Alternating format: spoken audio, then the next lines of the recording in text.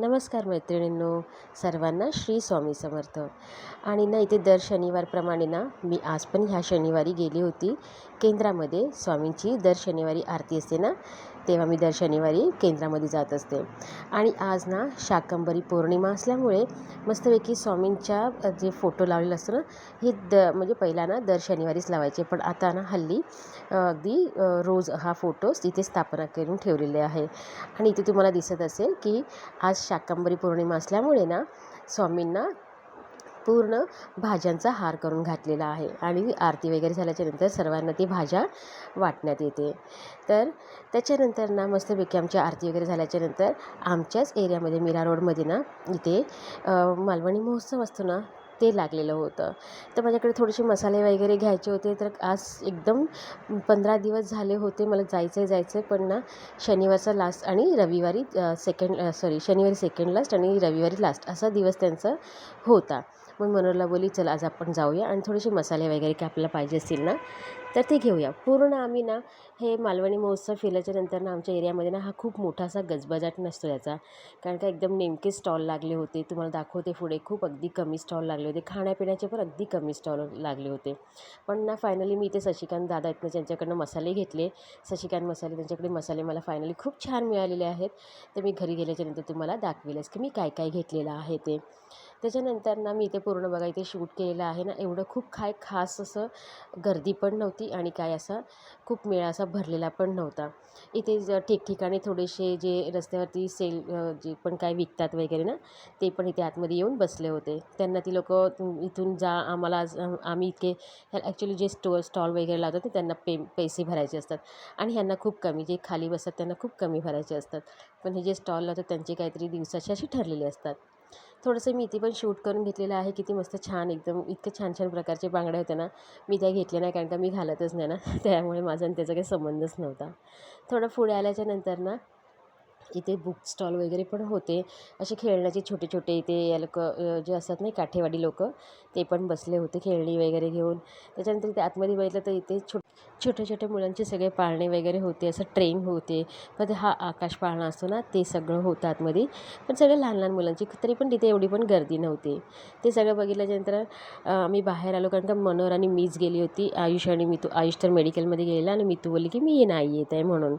त्यामुळे तिने काही इंटरेस्ट जास्त दाखवला नाही आणि म्हणून ती आली नाही. तर आम्ही दोघं गेलो आणि इथे बघा फक्त हा इथे एकच खाण्याचं सगळं स्टॉल असतात ना, ते लागलेले होते. पण तिकडे ना जे काम करणारे होते ना, ते सगळे असे दुसरे होते, म्हणजे मालवणीच नव्हते. म्हणून आम्ही तिकडे नाही काय खाता इकडे दुसऱ्या ठिकाणी आलो. तिथे सगळे मराठी होते, महाराष्ट्रीयन होते.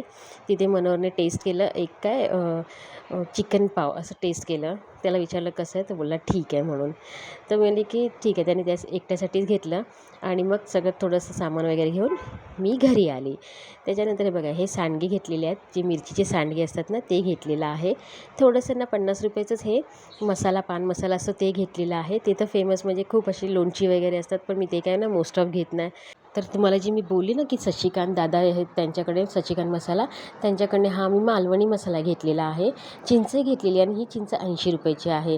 बाकी 2 पापड घेतलेले आहेत. आणि घरी आल्याच्यानंतर मी पहिला ही मिरची ट्राय केलेली. तर मिरची खूप छान मस्त तिखट होती आणि छान म्हणजे टेस्टी पण होती ती. त्याच्यानंतर मी त्यांची खूप माहिती वगैरे काढली, ते कुठून सामान वगैरे घेतात.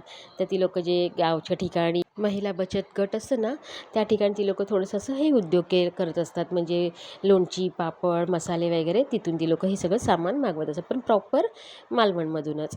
त्याच्यानंतर ना मी ते सगळं माझं जेवण वगैरे झाल्याच्यानंतर ना हे बघा तुम्हाला दाखवते. आज सकाळी ना मी तांदूळ भिजत घातलेले आणि ते थोडेसे ना पसरवून ठेवले होते आणि हे 7.5 किलो तांदूळ मी धुवून सुकत घातले होते. त्याच्यानंतर ना मी रात्री काय तेवढ्यावरतीच व्हिडिओ थांबवला आणि हा आता दुसऱ्या दिवसाचा माझा मी व्हिडिओ स्टार्ट केलेला आहे.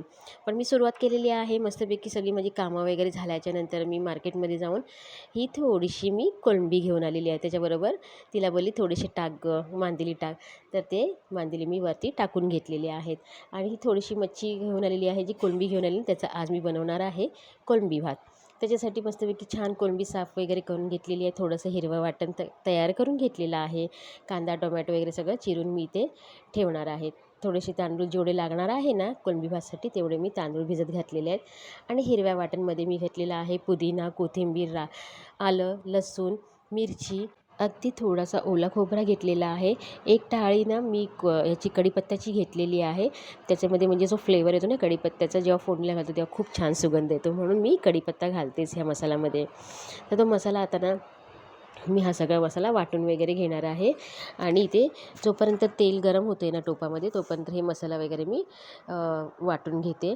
एका साईडला मी सगळं कांदा, टोमॅटो वगैरे सगळं ते चिरून घेतलेलं आहे. आणि हो, या वाटणामध्ये ना मी थोडंसं ना अर्धा लिंबू ना छान मस्तपैकी रसरशीत होतं म्हणून मी ना अर्धा लिंबूच मला पुरे झालं होतं, कारण का एक अख्खं घातलं असतं ना थोडंसं टेस्ट त्याची आंबटसर आली असते.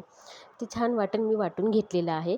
आता दुसऱ्या साईडला मी फोडणीची तयारी केली आहे. फोडणीमध्ये फक्त अख्ख्या मसाल्यामध्ये ना तमालपत्र आणि दालचिनी असते ना आणि चक्री फूल ते घातलेलं आहे. कांदा आणि टोमॅटो घालून छान असं मी ना सगळं तेलावरती त्या मस्त गरम तेलामध्ये हे छान असं मऊ करून घेतलेलं आहे कांदा टोमॅटो. त्याच्यानंतर मी जे हिरवं वाटण होतं ना ते हिरवं वाटण मी ह्याच्यामध्ये पहिला 1 चमचा घातलेला आहे, पण तो मला पुरला नाही ना म्हणून मी अजून थोडंसं त्याच्यामध्ये घातलेलं आहे फोडणीमध्ये. ते छान मस्तपैकी तेल सुटेपर्यंत मी असं परतून घेतलेलं आहे. त्याच्यानंतर याच्यामध्ये मी गरम मसाला, तिखट मसाला आणि हाच मालवणी मसाला मी वापरलेला आहे, जो मी काल कोकण महोत्सवमधून घेऊन आलेली आहे. त्याच्यानंतर त्याच्यामध्ये हळद घातलेली आहे आणि थोडंसं ना बिर्याणी मसाला असतो ना तो घातलेला आहे. छान तेलामध्ये मस्त परतून घेतल्याच्यानंतर ह्याच्यामध्ये मी जेवढे तांदूळ आहेत ना त्याच्याप्रमाणे मी ह्याच्यामध्ये पाणी घातलेलं आहे आणि मस्त छान ढवळून घेतलेलं आहे. त्याच्यानंतर ना एक कड येईपर्यंत म्हणजे मला ह्याला कड येऊ द्यायचं आहे. त्याच्यानंतर मी सगळं कोळंबी आणि राईस वगैरे घालणार आहे. तोपर्यंत मी इथे थोडीशी माझ्याकडे मांदेली होती ना त्याला मी मसाले वगैरे लावून मॅरिनेशन करून ठेवणार आहे. ह्याच्यामध्ये मी तिखट घातलेलं आहे, हळद घातलेली आहे आणि थोडंसं ना मी त्या मसाल्यामध्ये जो आता वाटण घातलं ना हिरवा मसाला त्याच्यामध्ये ना ॲक्च्युली थोडंसं लिंबू होतं, पण मच्छी जेव्हा फ्राय करतो तेव्हा थोडंसं आंबटसर असेल ना तर छान टेस्ट येतं, म्हणजे वास येत नाही त्याचा. तर ते मस्तपैकी अर्धा लिंबू, अर्धा नाही थोडासा कमी असा लिंबू मी चौथ लिंबू पिळून घेतलेला आहे. मग मीठ मसाला वगैरे सगळं छान लावून घेतलेलं आहे आणि मी ते मांदेली मॅरिनेशन करून ठेवलेलं आहे मसाल्यामध्ये. तोपर्यंत बघा माझं इथे मस्तपैकी कालवणाला असं म्हणजे जो मी भात बनवणार आहे ना कोळंबी भात, त्याला त्या पाण्याला चांगलं कड आलेलं आहे फोडणीला. त्याच्यानंतर याच्यामध्ये मी कोळंबी घातलेली आहे, चवीप्रमाणे मीठ घालून घेतलेलं आहे आणि परत एकदा ना मी ह्याला या जे कोळंबी घातले ना त्या मसाल्याला चांगलं एक कड येऊ देणार आहे. एक कड आल्याच्यानंतर ह्याच्यामध्ये मी तांदूळ घातलेले आहेत जे भिजवून ठेवले होते मी. त्याच्यानंतर ना मस्तपैकी छान असं भात हा ढवळून घेतलेला आहे. त्या पूर्ण भाताला असा तो मसाला लागेल ना, शिजताना तर लागेलच, पण ना आपली एक पद्धत असते की बाबा मीठ वगैरे सगळं कुठे एका साईडलाच राहू नये किंवा मसाला जो तयार झालेला असतो कांदा टोमॅटो तो एका साईडला घट्ट राहू नये, त्यासाठी आपण ना छान असं फिरवून घेतो. तर ते मी सगळं छान असं करून घेतलेलं आहे. आणि आत्ता मी ना या शेगडीवरनं त्या शेगडीवरती दुसऱ्या शेगडीवरती राईस मी शिफ्ट केलेला आहे, म्हणजे कोळंबी भात. आणि आत्ता मी बनवणार आहे थोडीशी प्रॉन्स ना कोळंबी आहे ना मी ती एका साईडला ठेवली होती, त्याचं मी कालवण बनवणार आहे. कालवणाला ना मी एक्स्ट्रा काहीच वाटण काढलेलं नाही. माझ्याकडे अगोदर ना टोमॅटोची कढी बनवलेली होती ना 2 दिवसापूर्वी, त्याचा हा मसाला जास्त झालेला म्हणून मी तो ठेवलेला आणि त्याच मसाल्यामध्ये मी ना ही कोळंबीची कढी बनवणार. मला वाटलं बरोबर होणार नाही, मला नाही माहिती कशी होईल. मी मनोहरला विचारलं तर मनोहर बोलला की कशी होईल काय माहिती. तर मी बोलले की बघूया ट्राय करूया. पण मी तोच हा कालचा मसाला वापरला ना आणि खरं सांगू मसाला ना त्या दादांकडनं मी घेतला ना इतका छान आहे ना, म्हणजे मी नेक्स्ट टायमाला ना परत मी त्यांच्याकडनं मागवू शकते. मी अजून पण मसाले आणि ऑर्डर केलेले आहेत, कारण का मला मसाल्यातनं जसे पाहिजे तसे मिळत नाही आणि मी घरामध्ये मसाले बनवत नाही. मला अंदाज येत नाही, कारण का मला आई जेव्हा माझी होती तेव्हा आईकडनंच मसाले वगैरे यायचे.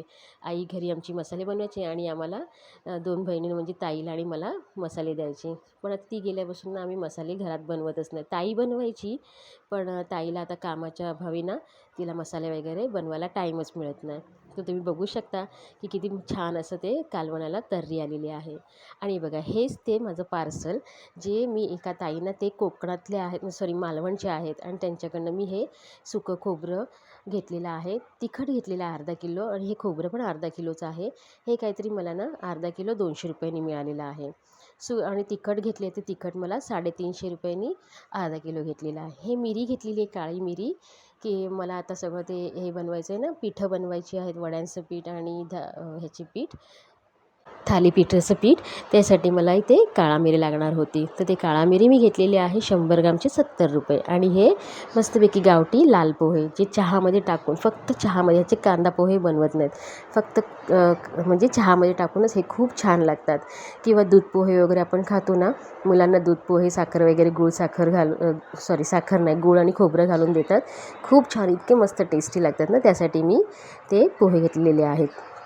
आणि असे सेम पोहे माझ्या मैत्रिणीने पण मला दिले होते, तेव्हापासून ते मला अजून तिला मी सांगितले, पण तिच्याकडनं मला आले नाही, शेवटी मी इथून दुसरीकडनं विकत घेतलेले आहेत.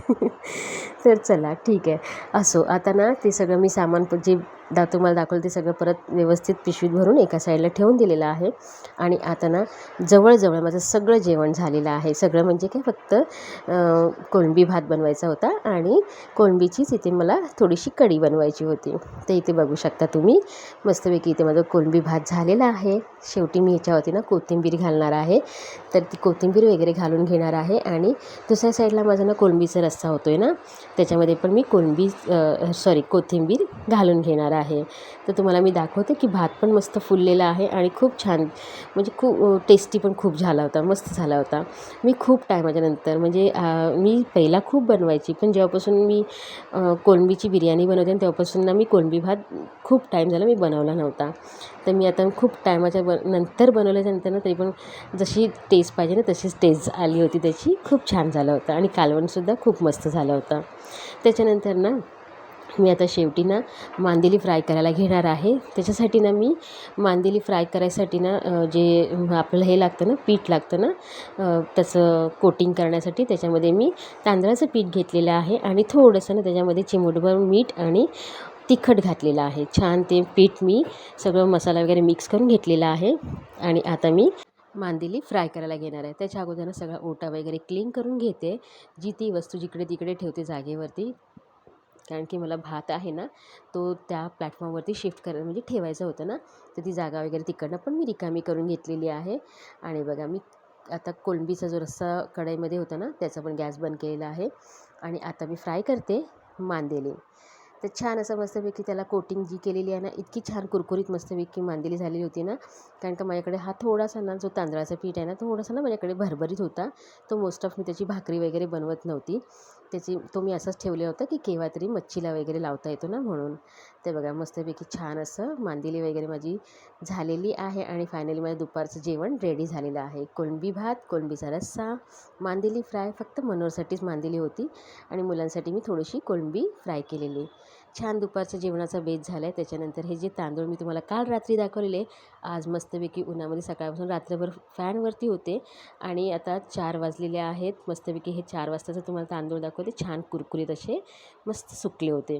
तर उद्याच्या ब्लॉगमध्ये तुम्हाला नक्की दाखवेल की मी थालीपीठाचं पीठ जे काढलेलं आहे आणि वड्यांचं पीठ काढणार आहे ना, ह्याच्या अगोदर मी दाखवलेलं आहे, शॉर्टकटमध्ये दाखवेल जेवढं होईल तेवढं. तर आता मी व्हिडिओ इथेच थांबवते, परत भेटूया उद्या नवीन ब्लॉगसोबत. तोपर्यंत बाय.